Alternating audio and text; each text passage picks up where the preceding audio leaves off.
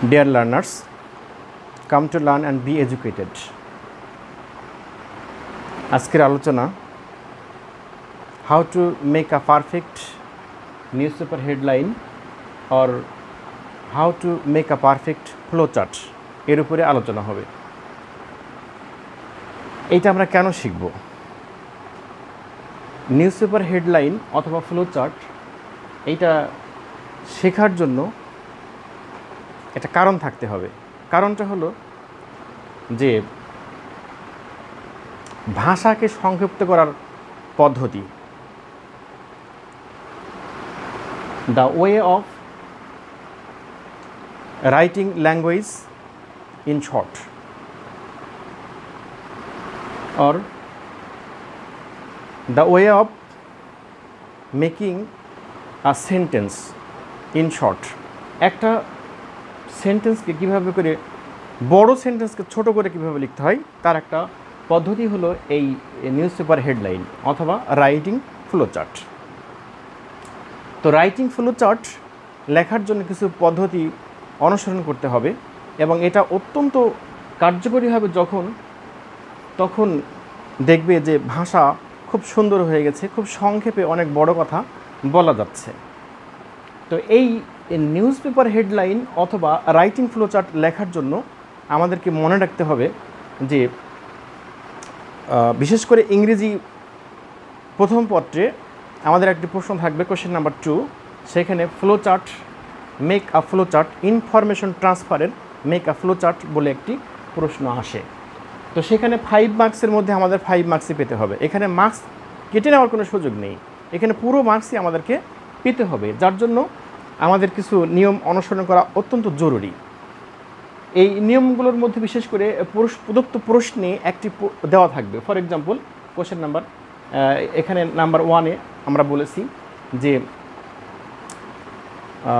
In the question paper there will be one answer given as a specimen and then the learners or the students must write another 5 answers to the point. That means প্রদত্ত প্রশ্নে একটি answer দেওয়া থাকবে, অনুরূপ আরও 5টি উত্তর লিখতে হবে, মোট 6টি উত্তর দিতে হবে। তাহলে এই উত্তরটা লেখার জন্য আমাদেরকে খুব মনোযোগী হতে হবে, মনোযোগী হলেই সম্ভব। Point number 2, at the beginning of your writing answer you must use capital letter and after writing your answer you will use no punctuation. Punctuation is not allowed here. So লেখার শুরুতে তোমাকে অবশ্যই এই যে ফ্রেজটি, যে উত্তরটি তুমি লিখবে সেটিকে তোমাকে অবশ্যই ক্যাপিটাল লেটার ব্যবহার করতে হবে এবং উত্তরটি লেখার পর তোমাকে কোনো পাংচুয়েশনের ব্যবহার করা যাবে না। তাহলে লেখার বিষয়টা অত্যন্ত মনোযোগী সহকারে শুনতে হবে এবং খেয়াল করতে হবে যে লেখার শুরুটা অবশ্যই ক্যাপিটাল লেটার হতে হবে এবং লেখার শেষে কোনো পাংচুয়েশন ব্যবহার করা যাবে না। আমরা পয়েন্ট নাম্বার 2-তে বলেছি। পয়েন্ট নাম্বার 3-তে answer must be vertically and at the middle of your writing answer you must use arrow sign. তোমাকে উত্তরগুলো ভার্টিক্যালি লিখতে হবে। দুইভাবে উত্তর করা যায়, হরাইজন্টালি এবং vertically. Horizontally is permitted to write the books or notebook বা বই লেখার জন্য এটা সাধারণত আমরা হরাইজন্টালি ব্যবহার করে থাকি। তবে আমরা যখন প্রদত্ত প্রশ্ন অনুসারে পরীক্ষার হলে উত্তর লিখব তখন আমরা অবশ্যই উত্তরগুলো ভার্টিক্যালি লিখব, কারণ ভার্টিক্যালি লেখার জন্য আলাদা মর্যাদা রয়েছে, এটার মান অনেক ভালো। Point number 4, at the beginning of your writing answer you must avoid subject, auxiliary verb and article. No subject, no auxiliary verb and no article is permitted at the beginning of your writing answer. উত্তর লেখার শুরুতে তোমাকে কোনো subject অথবা auxiliary verb অথবা আর্টিকেলের ব্যবহার করা যাবে না, এটা মনে রাখতে হবে, অতীব জরুরি। Point 5, you must use phrasaic pattern.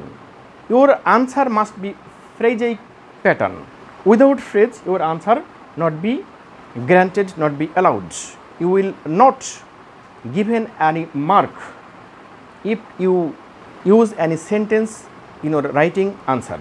So remember, everything, everywhere you must use phrasaic pattern. That means your answer must be noun phrase or verbal phrase or adverbial phrase or prepositional phrase, infinitive phrase or participle phrase. এই ফ্রেজগুলোর মধ্যে উত্তর হতে হবে। Point number 6, your answer must be homogeneous. Your answers, that means you have to write 5 answers using a specimen answer. একটি উত্তর দেখে তোমাকে আরও 5টি উত্তর তোমাকে লিখতে হবে। সেই ক্ষেত্রে উত্তরগুলো তোমার সমজাতীয় ফ্রেজ হতে হবে। অর্থাৎ তোমার যদি প্রদত্ত প্রশ্নে নাউন ফ্রেজ থাকে তাহলে তোমাকে নাউন ফ্রেজেই বাকি উত্তরগুলো করতে হবে। যদি তোমার প্রদত্ত প্রশ্নে প্রিপোজিশনাল ফ্রেজ থাকে তাহলে তোমাকে বাকি উত্তরগুলো তোমাকে প্রিপোজিশনাল ফ্রেজই ব্যবহার করতে হবে। যদি তোমার প্রদত্ত প্রশ্নে অর্থাৎ স্পেসিমেন হিসেবে যদি তোমাকে ইনফিনিটিভ ফ্রেজ ব্যবহার করে দেয় প্রদত্ত প্রশ্নে, তাহলে তোমার বাকি উত্তরগুলো ইনফিনিটিভ ফ্রেজে রাখা ভালো। তবে যদি একই জাতীয় ফ্রেজ না হয় তাতে কোনো সমস্যা নেই। এখানে টিচার তোমার উত্তরপত্র মূল্যায়ন করার সময় উনি ফলো করবেন যে তোমার প্রদত্ত উত্তরগুলো যা লিখেছ উত্তরপত্রে সেটি ফ্রেজ হয়েছে কিনা। যদি একটি নাউন ফ্রেজ হয়, অন্যটি ভার্বাল ফ্রেজ হয়, আর একটা যদি প্রিপোজিশনাল ফ্রেজ হয়, অন্যটি ইনফিনিটিভ ফ্রেজ হয়, আর লাস্টে যদি পার্টিসিপল ফ্রেজ হয়, no problem, you will get full credit. Number 7, your flowchart must be equal in 4 sides. তোমার ফ্লোচার্টগুলো সব দিক দিয়ে ডান বাম উপর নিচ সব দিকে সমান হতে হবে। অর্থাৎ একটা ছোট, একটা বড়, একটা মোটা, একটা চিকন এরকম হবে না, সবগুলো সমান হতে হবে। এখন 1 থেকে 7টি পয়েন্ট ভাঙলে অনেকগুলো পয়েন্ট চলে আসবে। তবে এই পয়েন্টগুলোর উপরে আমাদের যদি দক্ষতা থাকে তাহলে আমরা সঠিকভাবে উত্তর লিখতে পারবো। এখন এক্সাম্পল হিসেবে যদি আমরা দেখি যে এখানে একটা এক্সাম্পল দেওয়া হয়েছে, interested in parachuting. This is for the question in the question paper, interested in parachuting, this question will be given on the question paper as an ordinary system. That means it will be given as your question, and then you will write another 5 answer. That means 1 will be given, then 2, 3, 4, 5, 6 flowchart must be prepared by the student or examinees. For example, interested in parachuting, here no subject has been used or no auxiliary verb or article is not used here. Article, subject or auxiliary verb is not allowed to prepare your flowchart. Then trained in skydiving. Trained in skydiving, interested, it is past participle of verb, past participle of interest. That means interested. Interested is here as an adjective. So every phrase must be phrase if it is possible. যখন তুমি দেখছো যে interested এটি একটি adjective phrase ব্যবহার করা হয়েছে বা ভার্বের পাস্ট পার্টিসিপল ফর্ম ব্যবহার করা হয়েছে, তোমাকে আরও যে 5টি উত্তর লিখতে হবে তা অবশ্যই যদি পারো সবগুলো শুরুতে ভার্বের পাস্ট পার্টিসিপল ফর্ম ব্যবহার করতে তাহলে ভালো। এটা পারফেক্ট আনসার লেখার পারফেক্ট একটা পদ্ধতি। তাহলে আমরা নেক্সট 2 নম্বরে ট্রেইনড ইন স্কাইডাইভিং, যেহেতু এখানে ইন্টারেস্টেড করেছে তাই আমরা এখানে ট্রেইনড করতে পারবো। এটাও ভার্বের past form, past participle form, trained in skydiving. এখন ইন্টারেস্টেড ইন প্যারাশুটিং আমরা বুঝতে পারছি যে এটার দ্বারা একটা অর্থ দিয়েছে। শুধু ফ্রেজ বসাবো অর্থ দেবে না তা নয়, ফ্রেজের কাজ হলো যে দুই বা ততোধিক শব্দ পাশাপাশি বসবে এবং একটি চমৎকার অর্থ দেবে। এখানে আমরা ইন্টারেস্টেড ইন প্যারাশুটিং, প্যারাশুটের উপরে আগ্রহী। এখন প্যারাশুটের উপরে আগ্রহী কে ছিল? প্রদত্ত প্রশ্নে যে একটি ফ্রেজ প্যাসেজ থাকবে, প্যাসেজটি সিন প্যাসেজ টেক্সট বুক থেকে নেওয়া হবে, ওখান থেকে বাকি উত্তরগুলো লিখতে হবে। তাহলে বোঝা যাচ্ছে যে ইন্টারেস্টেড ইন প্যারাশুটিং, কোনো একটা ব্যক্তি এই প্যারাশুটিংয়ে খুব আগ্রহী ছিল, এটা বোঝা যাচ্ছে। আর ভাষাটাকে আরও সহজ করে দিয়েছে, এখানে সাবজেক্ট নেই, বলা হয়নি কে, আরও কিছু কথা থাকতে পারে সেগুলোকে সংক্ষিপ্ত করে দেওয়া হয়েছে, অর্থাৎ ওই ব্যক্তি সম্পর্কে বলা হয়েছে যে ওই ব্যক্তিটা interested in parachuting. Next, trained in skydiving, মহাকাশ বিদ্যায় খুব দক্ষতা তার ছিল, অর্থাৎ ট্রেইনড ইন স্কাইডাইভিং দ্বারা তার একটা কাজের দক্ষতাকে বোঝানো হয়েছে। Next, made her first jump, made her first jump, এখানে হার দ্বারা বোঝানো হয়েছে যে এইখানে যারা যে ব্যক্তির সাথে কথা বলা হচ্ছে সে ব্যক্তিটি অবশ্যই একজন মেয়ে মানুষ। তাহলে মেড হার এটাও past participle form, made her first jump. Selected as a cosmonaut, নির্বাচিত হয়েছিল একজন নভোচারী হিসেবে। এখানে আমরা সিলেক্টেড ব্যবহার করেছি ভার্বের past participle. Received a series of training, একগুচ্ছ প্রশিক্ষণ তাকে নিতে হয়েছিল। রিসিভ থেকে রিসিভড পাস্ট পার্টিসিপল নেওয়া হয়েছে।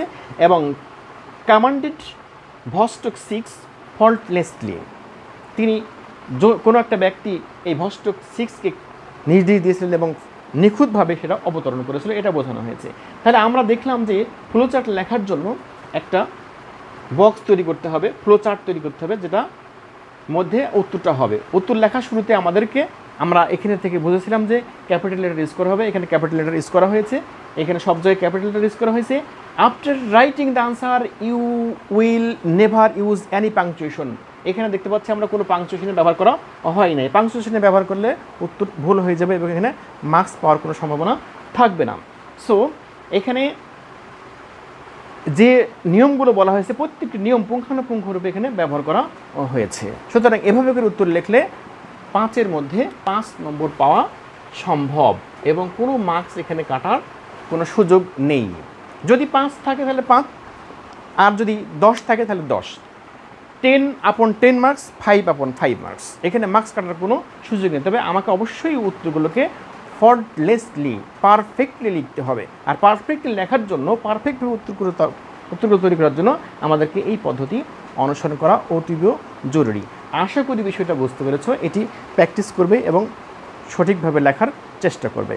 আল্লাহ হাফিজ।